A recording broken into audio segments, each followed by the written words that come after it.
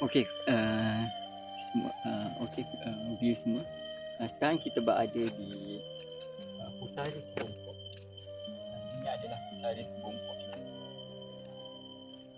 yang mana adalah pahlawan yang menentang penjajah. Belakang kiri sejarah Pusara Sebumpok ni kan. Ini adalah di Semadi, seorang pahlawan yang menentang penjajahan British, menentang penjajah. Dan inilah ni sekarang kita berada di sini. Alhamdulillah, Allah memudahkan perjalanan kita untuk sampai ke sini dan kita sama-sama dan di kesempatan ini kita sama-sama menghadiahkan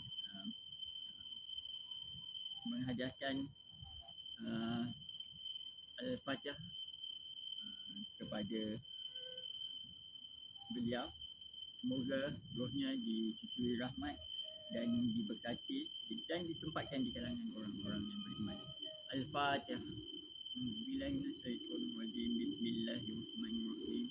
Alhamdulillahirabbil alamin arrahmanirrahim maliki yaumiddin iyyaka na'budu wa iyyaka nasta'in ihdinas siratal mustaqim siratal ladzina an'amta 'alaihim ghairil maghdubi 'alaihim waladdallin. Semoga beliau dicurui rahmat dan berkati kita ditempatkan di kalangan orang-orang yang beriman. Terima kasih semua. Terima kasih dan sama-sama menemani cikgu. Cikgu bersendirian di sini pada malam ni kan, ditemani dengan orang kan. Dan kita tengok suasana sekeliling ni. Sama-sama kita tengok suasana di sini. Suasana ni memang agak tenang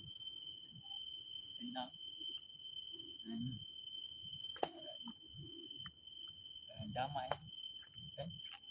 Begitulah keadaan pahlawan yang berada di sini kan.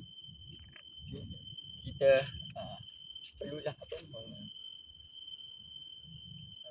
mengingati jasa beliau terhadap nusa dan negara. Maaf, cikgu terasa sepak sedikit ya. Okey. Terima kasih korang menemani cikgu di sini.